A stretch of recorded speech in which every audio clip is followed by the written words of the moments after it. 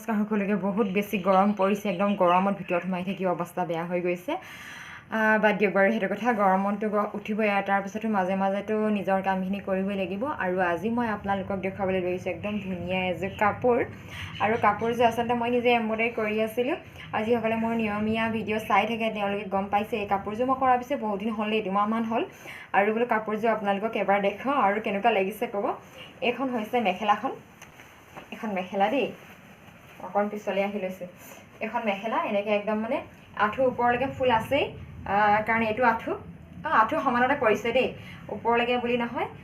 তাৰপিছতে আৰু একদম মানে তলত যে একদম ইয়াত মই মানে এই ফুলৰ কাপোৰটোৱে লগাই দিছোঁ দেই অকণমান, নহ'লে মানে এই তলটো যদি অকণমান ডাঠ নহয় তেতিয়াহ'লে ভাল নালাগে, মানে কিবা এটা থাকিব লাগে তলত আৰু তেতিয়া ভাল লাগে। তাৰপিছতে এইখন হৈছে চাদৰখনৰ এনেকৈ মানে অকণকৈ এই 2 লাইন বুটা দিছোঁ দেই।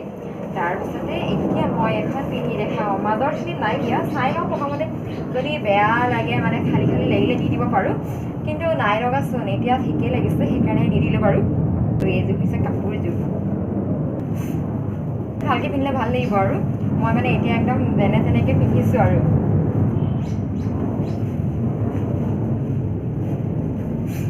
এইযোৰ কাপোৰযোৰ ভাল লাগিছেনে বাৰু জনাব দেই। এই মানে এইখিনি আচলতে মই নতুনকৈ এম্ব্ৰইডাৰী কৰা কাপোৰ এযোৰৰ মেখেলাখন ফাটি গৈছিলে আৰু সেইকাৰণে মানে কাপোৰযোৰটো নষ্ট হৈছেই। এইখিনিনো কেলৈ নষ্ট কৰোঁ বুলি সেই এইখিনি একদম ধুনীয়াকৈ ফুল বনাই ল'লোঁ। আৰু কেনেকৈনো ফুলখিনি বনাইছোঁ তাৰো ভিডিঅ' আছে, আৰু কাপোৰযোৰ ফটো মাৰি দেখাম বাৰু দেই, কেনেকুৱা লাগিছে জনাবলৈ নাপাহৰিব।